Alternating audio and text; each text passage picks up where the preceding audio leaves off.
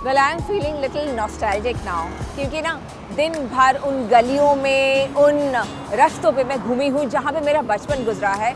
Cuttack food trip के बारे में मैं बात कर रही हूँ, रोहित के साथ जो पूरा ट्रिप हमने दिन भर का किया और वैसे वैसे खाने खाए जिनको मैं मिस करती हूँ इतने सालों से, और आपको लेके गई हूँ उन जगहों पे। एंड आई नो कि लाइक आप जब भी कटक आएंगे तो ये सब जगह पे डेफिनेटली ट्राई करेंगे, लेकिन जाते जाते हमने सोचा क्यों ना कुछ मीठा हो जाए, तो इसलिए हमने रसगुल्ला जो यहाँ का फेमस है, पहाड़ा रसगुल्ला, वहाँ पे छेना पोड़ो और रसगुल्ला बहुत सारी चीज़ें बनती हैं, तो हमने सोचा क्यों ना आपको लेके चले उनके किचन में और जाके आपको दिखाते हैं कि एक्चुअली यहाँ पे बनता कैसे है।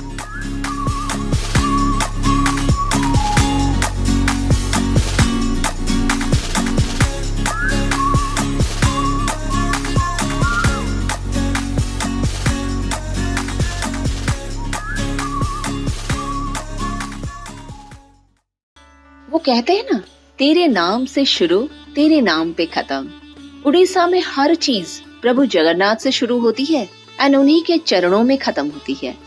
रसगुल्ले की कहानी भी कुछ ऐसी ही है। उड़ीसा के रसगुल्ले की कहानी करीब करीब 700 साल पहले हुई थी। इस बात का जिक्र कई पुराणों में है कि प्रभु जगन्नाथ ने रूठी लक्ष्मी माँ को छेने की मिठाई से मनाया था। अब वो छेने की मिठाई बाद में पता चलता है कि वो रसगुल्ला ही है।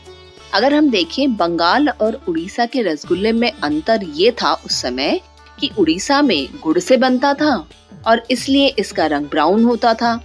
अब बंगाल में जो उस टाइम पे बनता था वो चीनी से बनता था, इसलिए उसका रंग सफेद।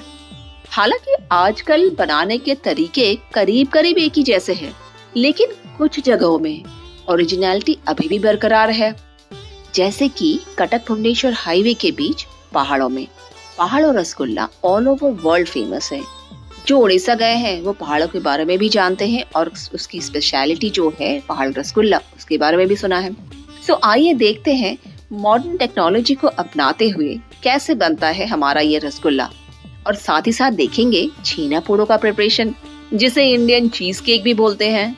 रसगुल्ले के लिए जो छोटे छोटे टाइनी बॉल्स बनते हैं वो सबसे ज्यादा टाइम टेकिंग होता है। अब देखिए, मशीन ने मास प्रोडक्शन के लिए इसे इजी कर दिया है।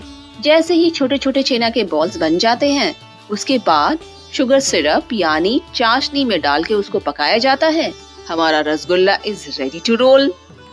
छेना पोड़ो जिस तरह से पहले बिग साइजेस में बनता था, अभी उसको स्मॉल साइज में भी बनाया जाता है, which is easy to carry and of course the taste is still the same। उसमें कोई चेंज नहीं।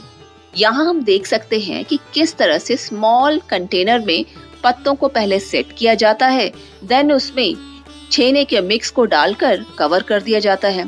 अब बारी है उसे पोड़ो बनाने की, मतलब उसको बेक करने की। सो जब मास स्केल में बनाया जाता है तो जगह भी तो उतनी ही चाहिए होती है ना। अब यहाँ हम देख सकते हैं कि एक लंबी लाइन की तरह खुदाई करके इसको बनाया गया है। अब इस जगह को कोयले से पूरा भर दिया गया है। अब उस पर छेना पोड़ो के कंटेनर को कवर करके रखा जाता है ताकि वो नीचे से बेक हो सके, और उसके ऊपर ढक्कन के ऊपर कोयले को डाल दिया जाता है ताकि दोनों तरफ से पक जाए। मैक्सिमम 30 मिनट्स के बाद सी हमारा छेना पोड़ो रेडी हो गया। हर बार की तरह लाइक, शेयर और सब्सक्राइब भी करते रहिए। अगले हफ्ते हम आपसे फिर मिलेंगे एक और नए और इंटरेस्टिंग एपिसोड के साथ। तब तक के लिए नमस्कार।